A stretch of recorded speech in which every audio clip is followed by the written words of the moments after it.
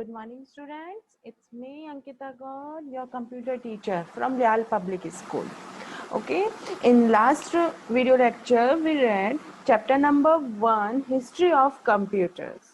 In this chapter, we read number 1 topic, Early Computing Devices. Okay, or early computer devices can be categorized in various ways. For number 1 is abacus, number 2 is Napier bones, Pascaline, Stabreckner, and again UNIVAC first. Okay, so now today we started a new topic, generations of computers.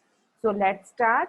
Development of computer technology from ENIAC to its present from can be categorized in 5 generations. जो हमारा first जो ENIAC computer जो general purpose computer का था उसको हमने categorise किया है 5 जनरेशन्स में. And full form of ENIAC is electronic numerical integrator and computer. Let us discuss the technology used in each generation. हमारे जो ईच जनरेशन जो इसको 5 जनरेशन्स में डिवाइड किया है उसमें हर जनरेशन में टेक्नोलॉजी डिफरेंट यूज हुई है. So let's start. Number 1 is features of first generation computer, and the start of this generation computer is 1940 to 1958. Some features of first generation computers are they used vacuum tubes as the main component. जो इसका main component था वो कौन सा था? Vacuum tubes. And it's look like this. आपको ये picture दिख रही होगी, इमेज है ना? ये क्या है? एक वैक्यूम ट्यूब है. They were very expensive. ये बहुत ज्यादा एक्सपेंसिव था. They generated a lot of heat. जब इसको स्टार्ट करते थे तो इसमें क्या है, बहुत ज्यादा हीट जनरेट होती थी. They had small internal storage. इसके अंदर बहुत स्मॉल इंटरनल स्टोरेज होती थी. They were huge in size, और इसका जो साइज होता था वो बहुत ज्यादा बड़ा होता था. They consume a lot of electricity, और ये बहुत ज्यादा इलेक्ट्रिसिटी को कंज्यूम करता था. Some of the first generation computers were, जो आपके जो फर्स्ट जनरेशन के कंप्यूटर्स जो कौन कौन से हैं? Number 1 is ENIAC, UNIVAC first and ADVAC. ये देखिए, ये आपका जो ENIAC है ये एक रूम के इक्वल था. ओके, ये बहुत ज्यादा बड़े कंप्यूटर्स होते थे first generation computer. Okay, now next is add to knowledge. Vacuum tube is an electronic component.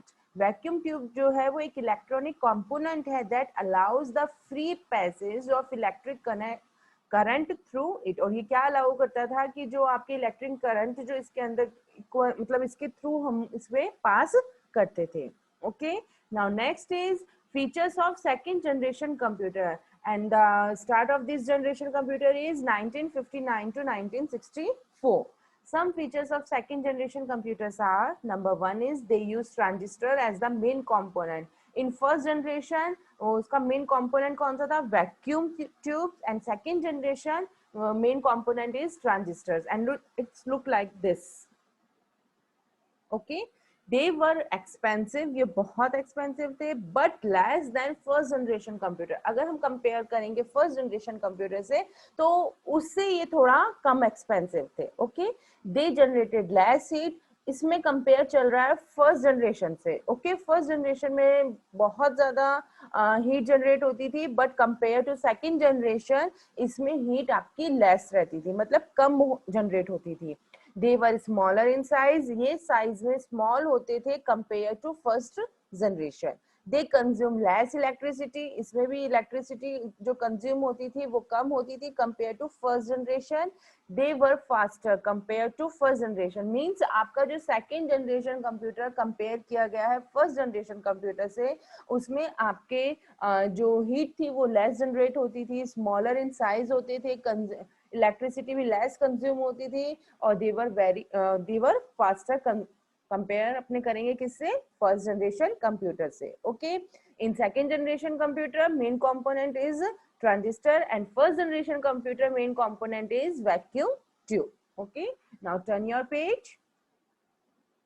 Some computers of this generation were in first generation, example of first generation computers is ENIAC, UNIVAC and ADVAC. Okay, now second generation computer कौन सा है? UNIVAC third.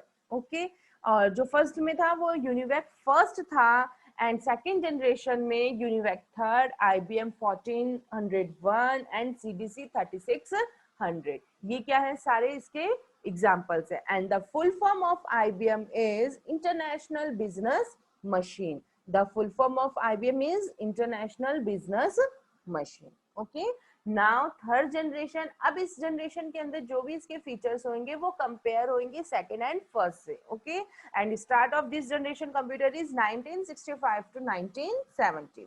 Some features of third generation computers are they use integrated circuits as the main component.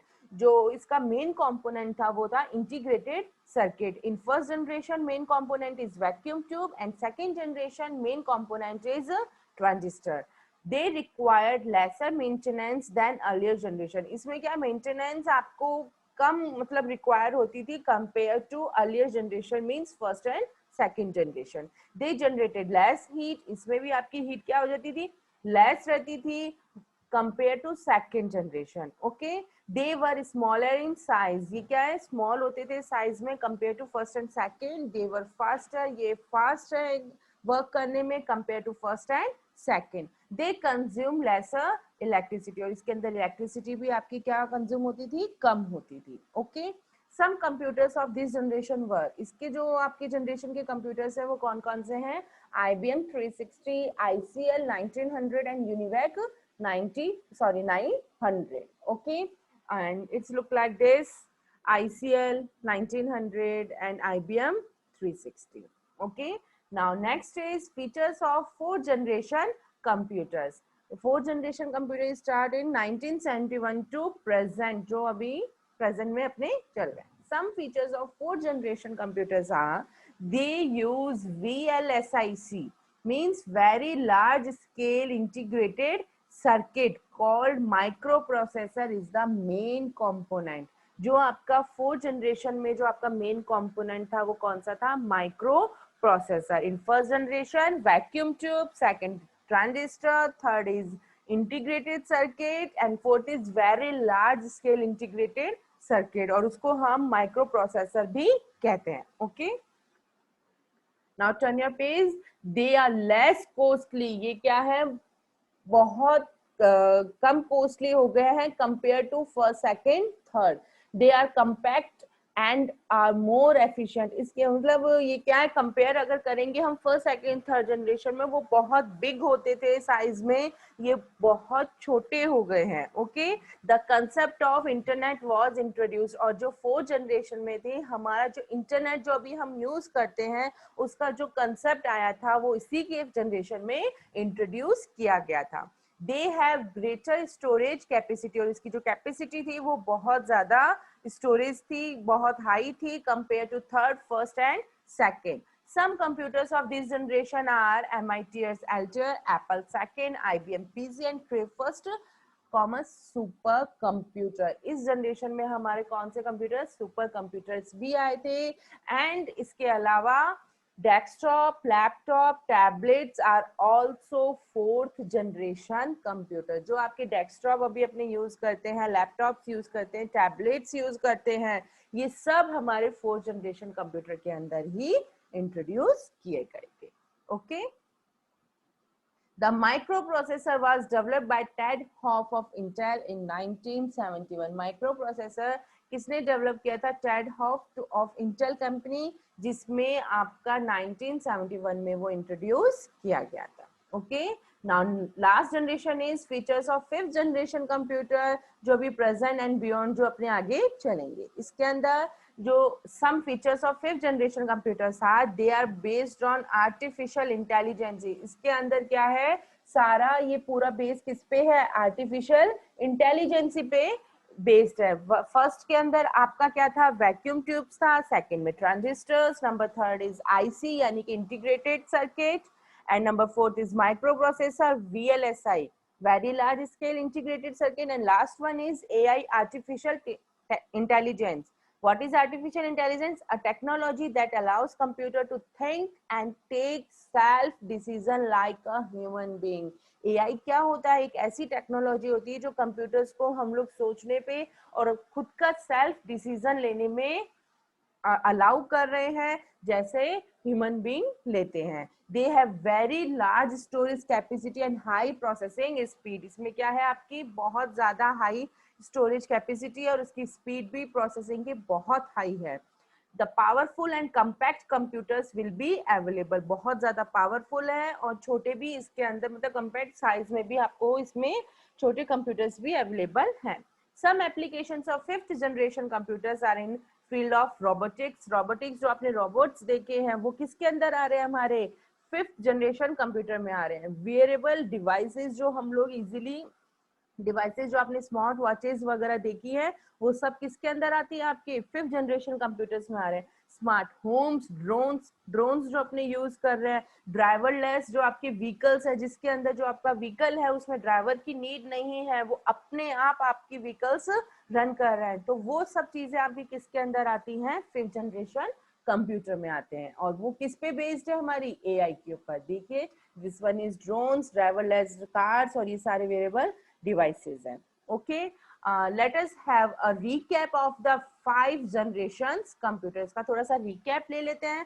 Features आपके क्या क्या है। Number 1 is technology. First generation में vacuum tubes use होती थी, सेकेंड जनरेशन में ट्रांजिस्टर्स, थर्ड में आईसी, फोर्थ में माइक्रो प्रोसेसर एंड फिफ्थ में एआई। स्पीड अगर कंपेयर करें फर्स्ट टू फिफ्थ में, फर्स्ट में स्लो थी, सेकंड में fast, then faster and then fastest. Okay, size very big, big, smaller, smaller and smallest. Fifth generation में एकदम छोटी हो गई है। कॉस्ट वेरी एक्सपेंसिव, ओके, क्योंकि पूरा आपका एक रूम के इक्वल होता था। Very expensive, expensive. And fourth generation के जो कंप्यूटर थे अफोर्डेबल थे, मतलब हम उसको इजीली यूज कर सकते हैं और परचेज कर सकते हैं। फॉर एग्जांपल आपका लैपटॉप है, टैबलेट है।